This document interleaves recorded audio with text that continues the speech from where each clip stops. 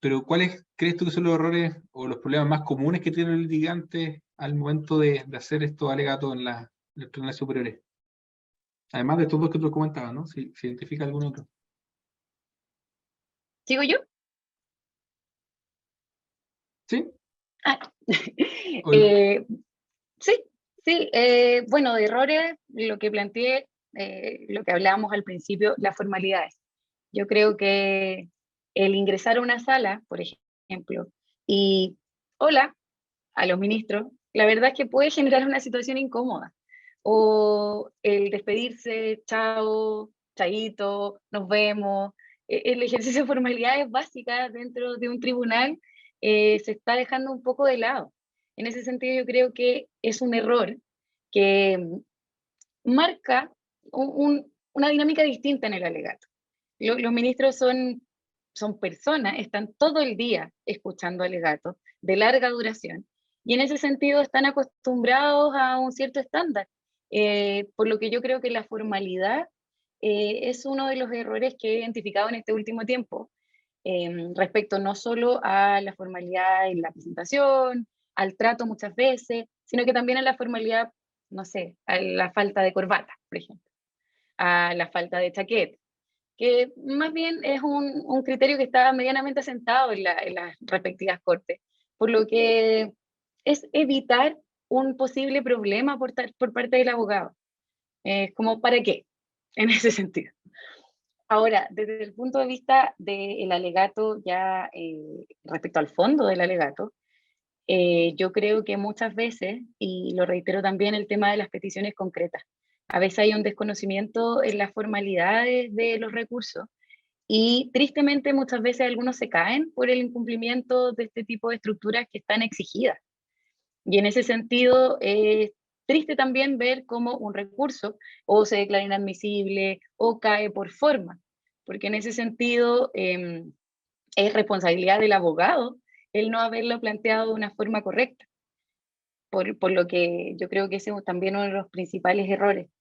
También el tema de la extensión de los alegatos. Yo creo que muchas veces el abogado que intenta plantear o extender una controversia más allá del tiempo que realmente necesita, también lo puedo visualizar como un error. Yo creo que el alegar 30 minutos un recurso que podría haber sido alegado en menos, lleva necesariamente quizás a la reiteración, lleva al divagar respecto a algunos argumentos y lleva a perder el foco de lo que está buscando el abogado. Y estamos hablando, y lo reitero, con personas que están trabajando todo el día, toda la mañana, escuchando alegatos, y la verdad es que captar la atención de otra persona por 30 minutos es difícil.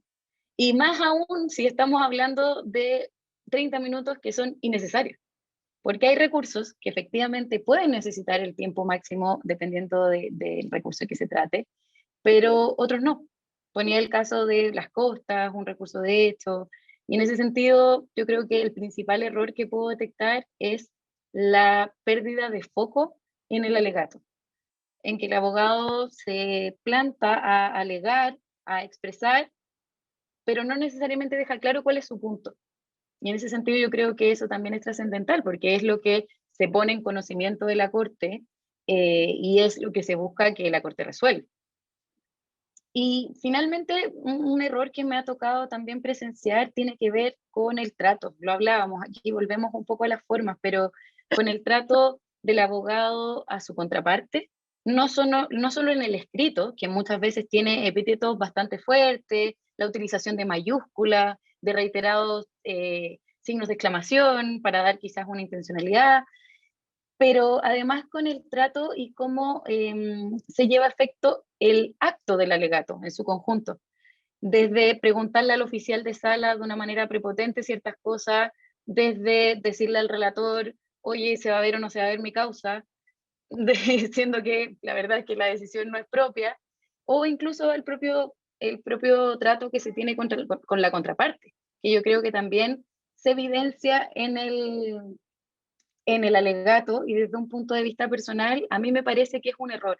La verdad es que los argumentos deberían tener un peso jurídico, un peso en las en las capacidades comunicacionales y escapar un poco de estos recursos que salen un poco de lo tradicional y de lo útil en un alegato, que sería el maltrato, las faltas de respeto o el énfasis excesivo en hasta características personales, como decía Francisca quizás en algún momento, como el poder traspasar una línea o el salirme de esta formalidad de los tribunales.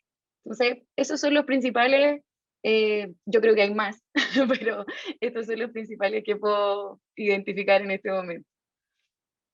Gracias, María José. Así que no sé cuáles son, tú crees que los errores que más comunes cometemos nosotros los Yo, litigantes. yo coincido con lo que se ha dicho, ya lo hemos reiterado, y yo creo, a ver, ponerlo como en positivo de alguna manera, porque yo creo que un buen alegato puede tener mucha incidencia en la decisión. Entonces, yo, así como un poco como concluyendo, ¿no es cierto?, en este sentido, el error es que como litigantes no aprovechamos correctamente la instancia, ¿ya? Y ese no aprovechar correctamente la instancia dice relación con todo lo que hemos en el fondo venido diciendo.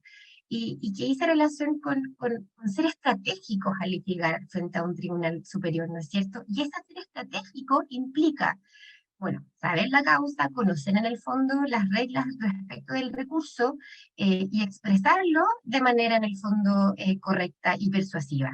Entonces yo creo que es por lo mismo, acá estamos con una relatora, ¿no es cierto? Estas instancias son tan importantes porque en general lo que yo he podido escuchar de los ministros, ¿no es cierto?, es que desde su perspectiva hay excepciones, ¿no es cierto?, pero como abogados, me incluyo, no tenemos como un buen nivel en los alegatos. Creo que hemos avanzado mucho en litigación en los juicios orales, ¿no es cierto?, ya había con las reformas en familia, con las reformas en materia penal, en reforma en materia laboral, pero por ejemplo en civil, quizás nosotros los abogados no estamos acostumbrados a sostener presentaciones orales, ¿no es cierto?, porque estamos en un procedimiento evidentemente escrito, ¿no es cierto? Entonces, en materia de apelación, llegamos a enfrentarnos a una corte de apelaciones sosteniendo un recurso de apelación, y claro, están en el fondo como falencias que precisamente les podemos ir puliendo en estos conversatorios y un poco conversando.